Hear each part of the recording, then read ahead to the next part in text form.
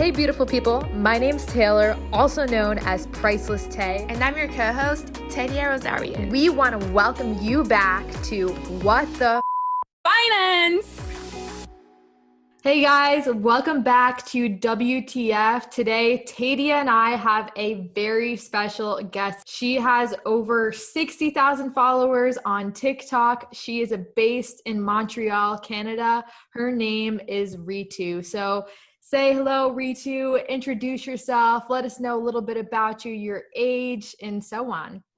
Hi everyone, my name is Reetu. I'm from Montreal, Canada, born and raised here. I'm 21 years old, studying business right now, and while I was bored in quarantine, I basically started my account on TikTok and Instagram, just making some content on stocks, trying to educate others, and yeah, here I am today with Taylor and Tedia. Whoa, you just started in quarantine?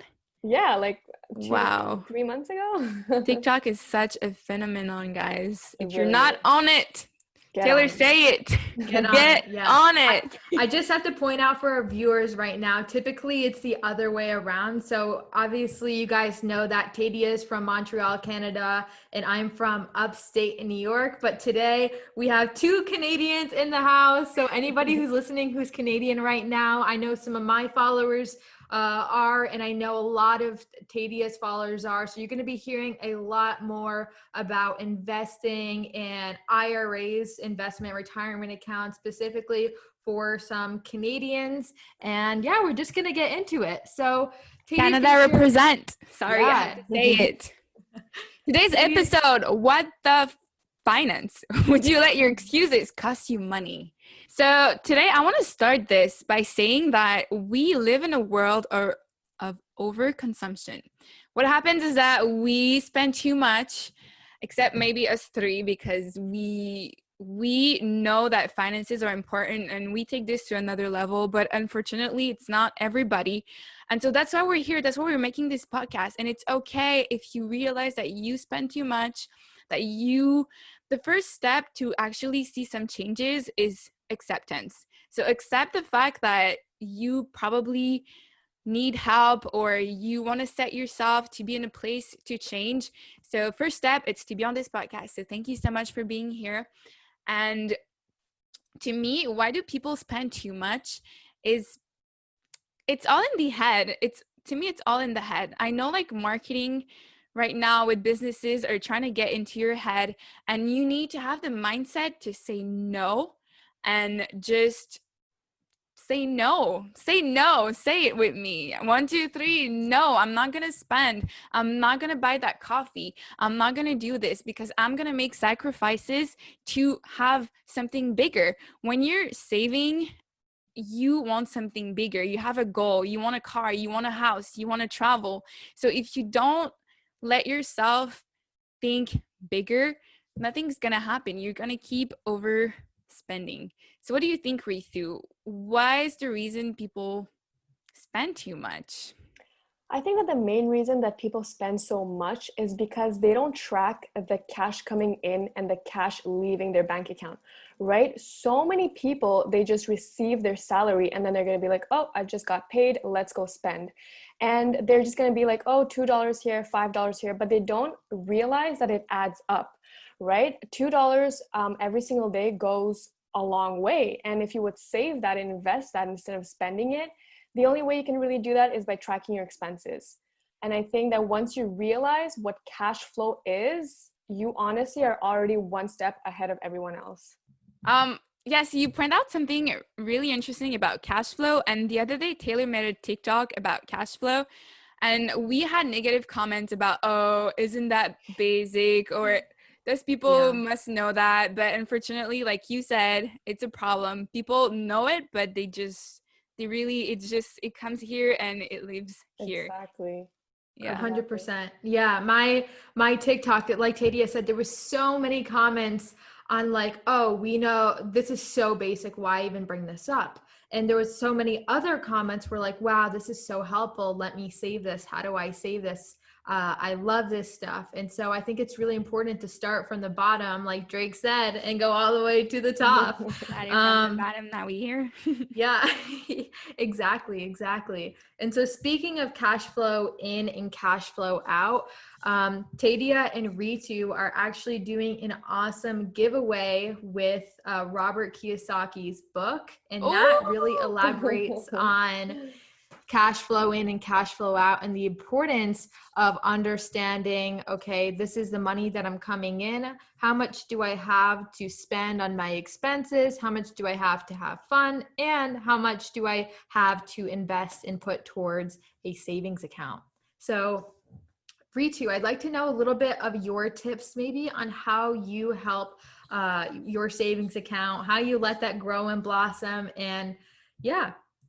So first of all, before starting to invest, I created an emergency fund. So because if you don't have an emergency fund, what's going to happen is that if you put everything in investments, and let's just say, God forbid, but you get into a car accident, then where's that money going to come from to repair your car? You're going to have to sell your investments. So before selling your investments or even getting into investments, it's really important to have an emergency fund. Now, what is an emergency fund? Well, it's money that you keep aside I would prefer to put it in a high yield savings account that at least give you, 2% return and not like 0.0001 like most checking accounts. And within that savings account, I would have 6 months of rent, 6 months of insurance, food, all of that stuff. So, you are ready to take, action if you need some money potentially before just dumping everything in investments. So that would be a tip for me, from me, 6 months of living costs in a high yield savings account. Especially with COVID-19, we just realized that everything is uncertain. Everybody struggled. Well, not everybody, of course, to people who had emergency funds and stuff like that. We're definitely in a better place. Mm-hmm. Taylor, tell us about one tip you have. You do. I 100% agree with Reetu. Yeah. Before even going on to investing, you should make sure that you're able to pay your bills month to month. So if you're having trouble paying your full statement off on your credit card, you are nowhere near ready to invest. Investments are never guaranteed. And so, like Reetu said, having that 3 to 6 months of savings for your cost of living, like she said, insurance, food, your utilities from your house expense, maybe your mortgage or your rent, even your car and gas, all those kinds of things really need to be in position. The way in which I demonstrate this is like the money tree. So you start off with your seed of budgeting, you water it with some great credit score, getting into your savings accounts, and then you have this small tree that's not yet full grown called the money tree. You have all these different opportunities to grow different branches, saying one can be investing in the stock market, one can be investing in the foreign exchange markets, all of these branches hypothetically. Another one could be turning your side hustle into a business. And so these branches, they come back to the trunk at the end of the day. However, the branches can fall, they can get struck by lightning, but typically you'll always have the root, which is your budgeting, your credit score, your savings accounts right at the bottom. So it's really important to get that trunk and foundation set and then move forward to where the money actually works for you and it allows it to grow even further. I love this money tree. Mm-hmm. And I think that what waters it is your mindset. I know I keep saying that, but it's your motivation. It's the fact that you want to make some changes, because nobody's going to go ahead and make a budget if, they don't feel that they're in a bad place. People don't even realize that living paycheck to paycheck is so scary to me. I personally don't work. I don't receive paychecks, but when I used to, never I would live paycheck to paycheck. And that's not to brag. It's just to show you guys that I feel gifted, and I'm so happy to be able to be in a position to show you guys how it works to manage money properly.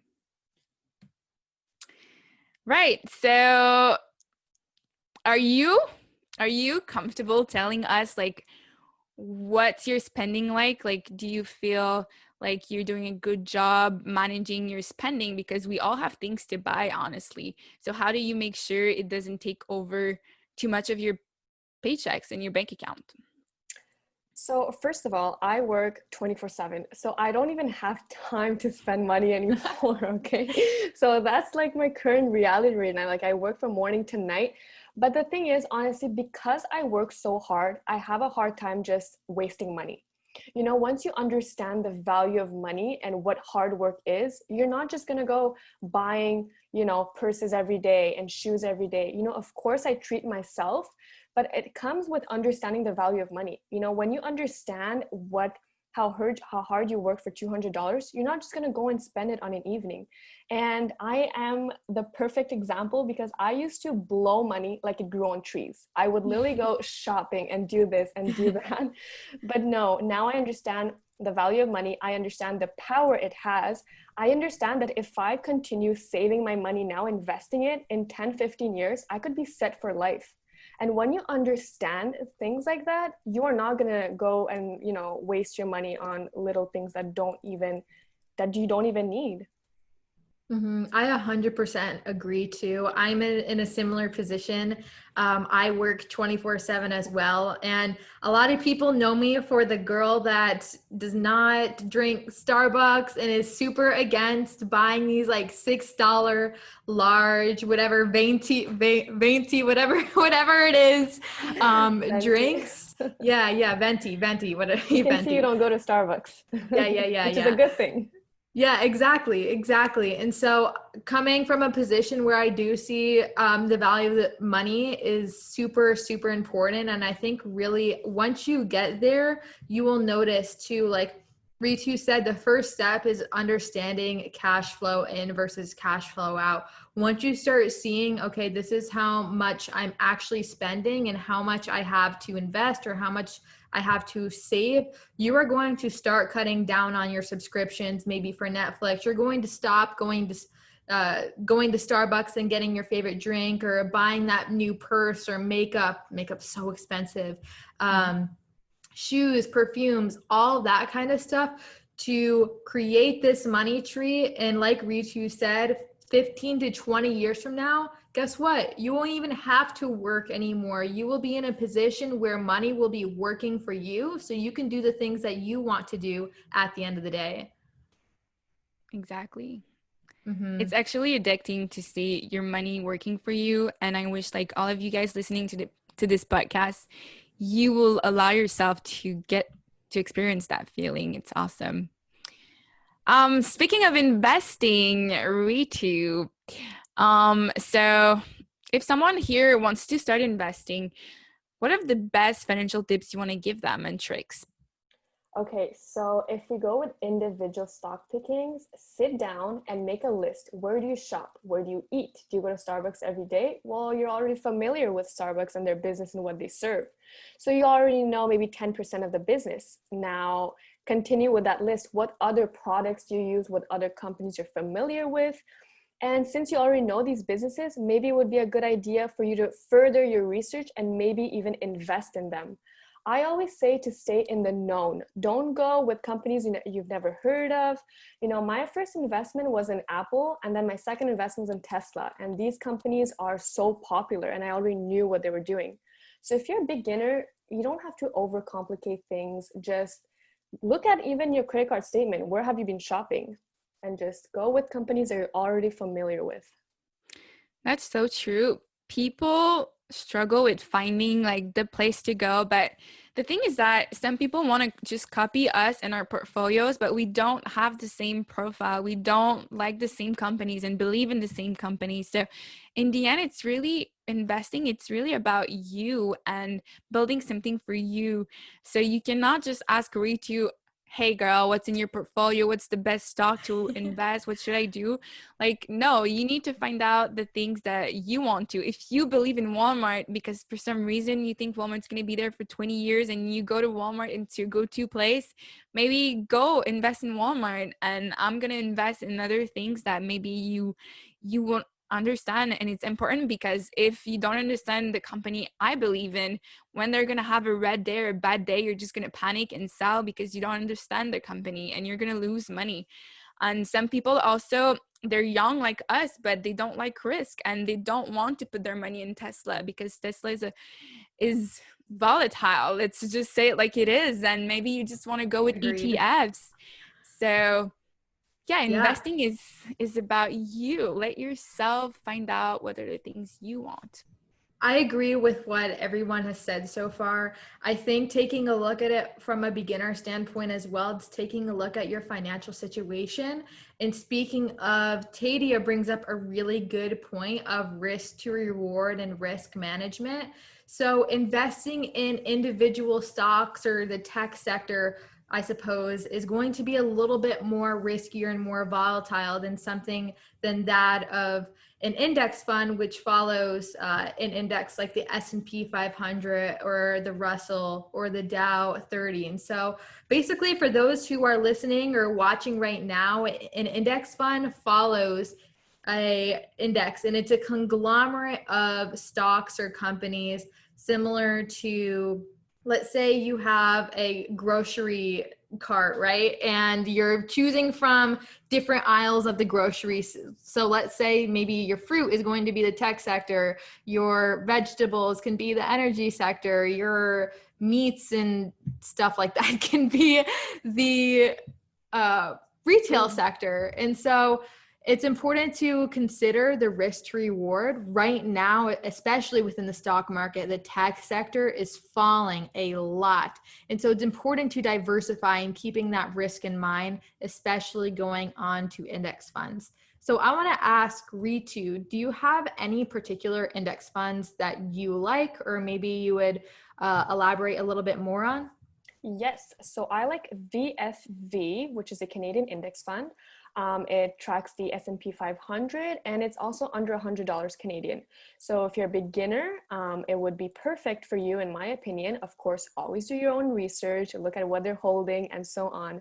But it's around $80 Canadian. Even if you're not Canadian, you can still invest in that index fund. Or I also like VOO. Again, the exact same thing. It tracks the S&P 500, has some great holdings, well diversified. Love that one.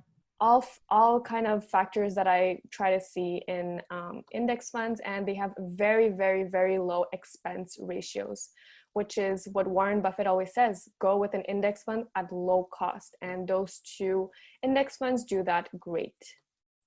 Exactly. So one tip, well, actually VFV, it's kind of a Canadian version of VOO. So check it out.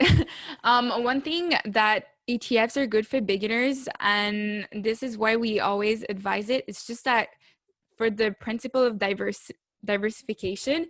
So when you're an investor, it's super important to not put your eggs in the same basket.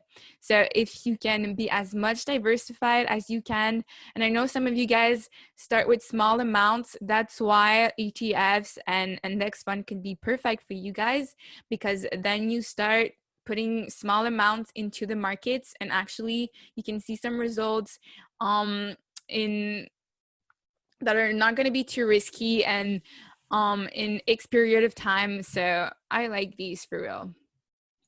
I think it's important to note with these is that if you start developing these healthy habits right now, seriously, you may be able to reap the benefits much later on in life. So a lot of times with these index funds, they are slow growth because they are not as volatile as something like Tesla or something like Facebook, Amazon, Apple, specifically the tech sector. And so if you develop these healthy habits right now, if you're 14, 15, 16, 17, 18, 20, 30, even just getting started, it's so, so, so important. And if you really have that goal too of retiring early on in life, these are a great place to start for that income.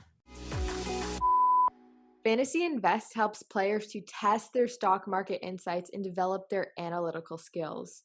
It is an amazing way to learn how to trade without money.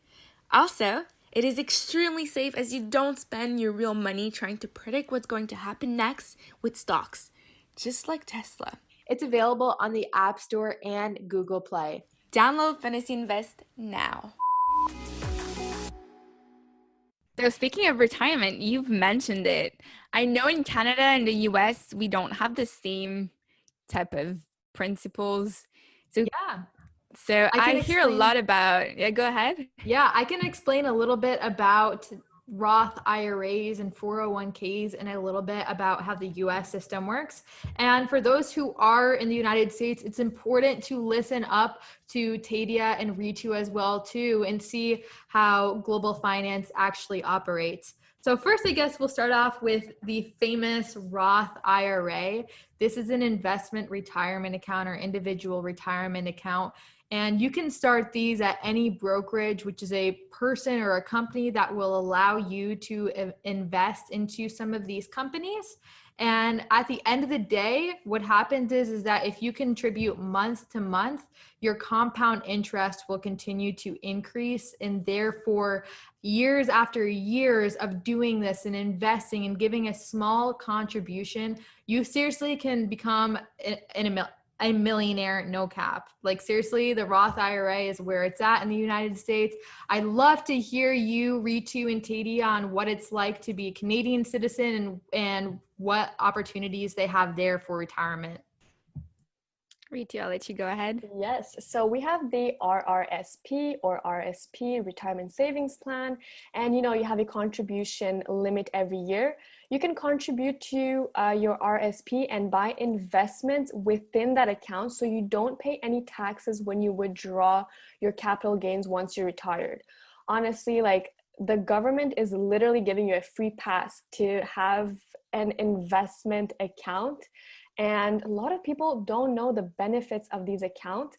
And people think that, you can, it's hard learning about it, but you can literally just go on the Canada Revenue Agency's website. That's where I get all my information.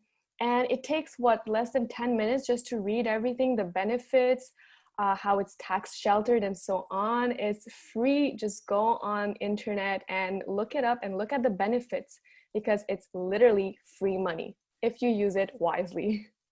Yes, I want to add that with the RRSP in tax type of like vision, if you do put money in your RRSP, it's going to be deductible from your taxes, but then you cannot really take your money off. So when you put money there, be certain, because if you take your money, if you put money today in your RRSP and you decide to take it off in 5 years, you're going to be taxed on that. And then technically you're supposed to only take that money off on your retirement or where you're going to be 71 years old.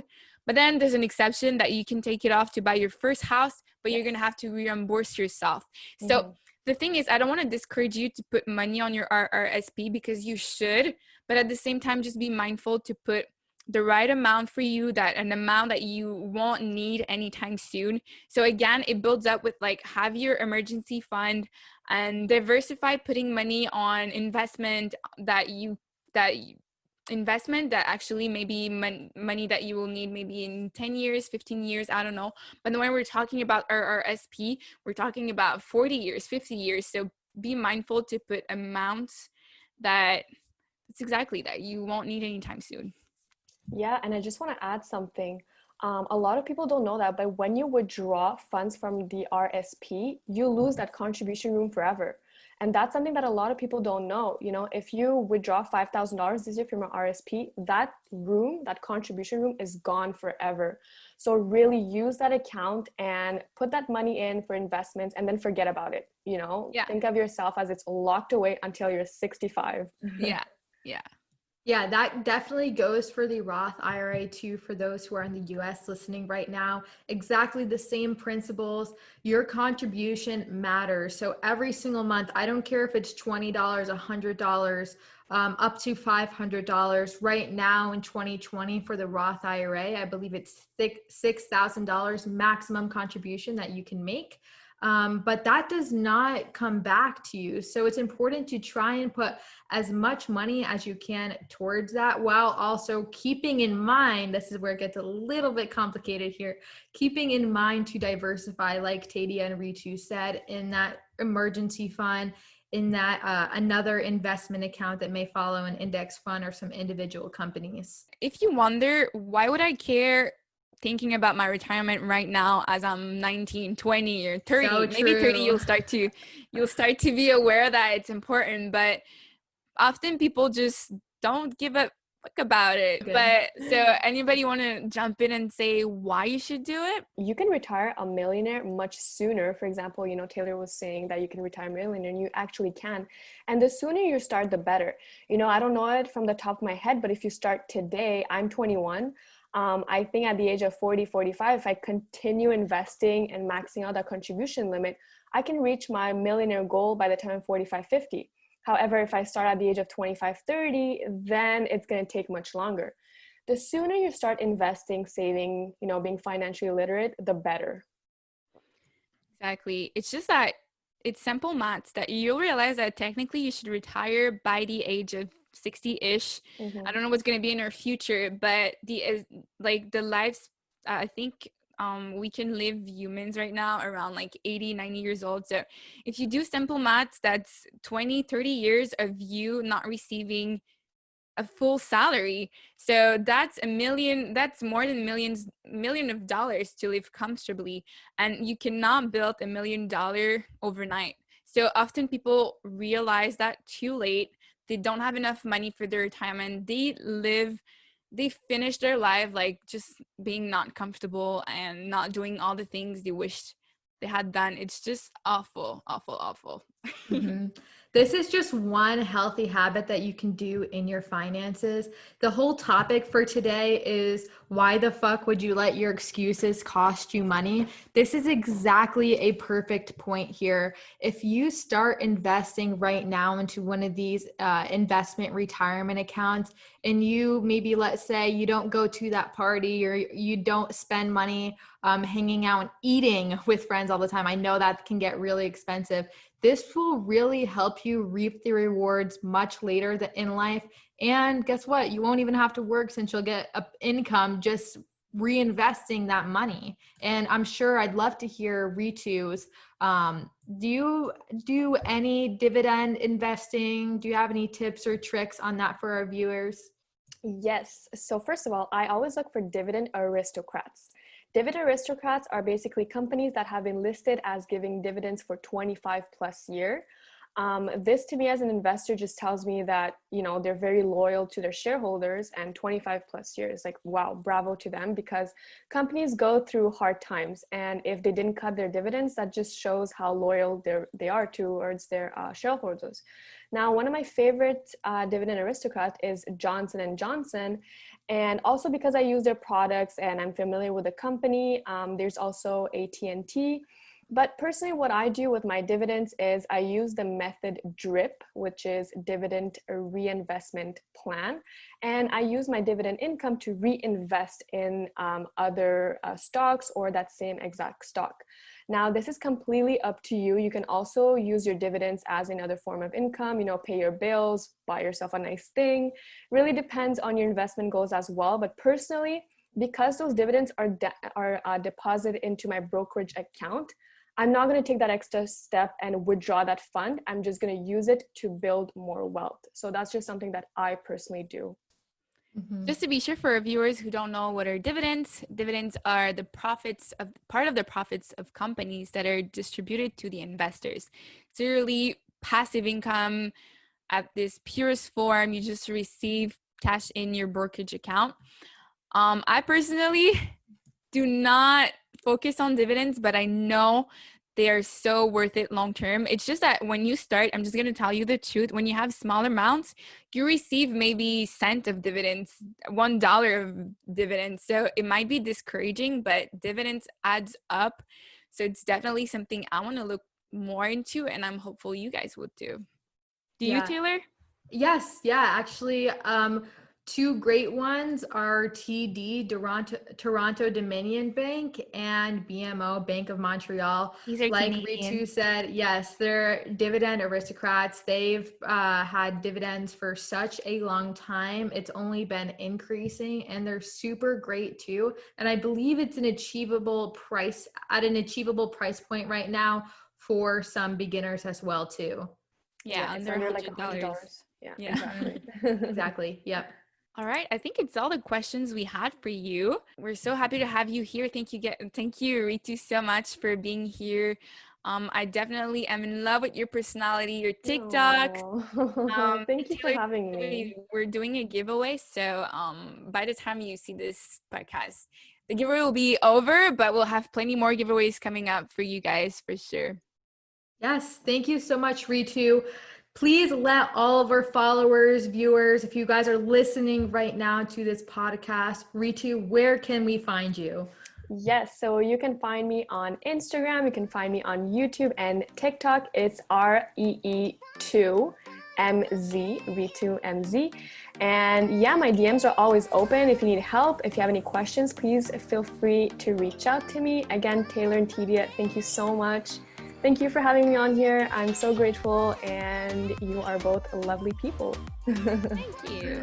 We'll definitely see you again soon. You've been listening to WTF, What the Finance with the one and only Taylor ROSARION. And last but not least, Taylor Price. Make sure to receive all of the updates on WTF by texting WTF to 424-226-5797. Message and rates may apply.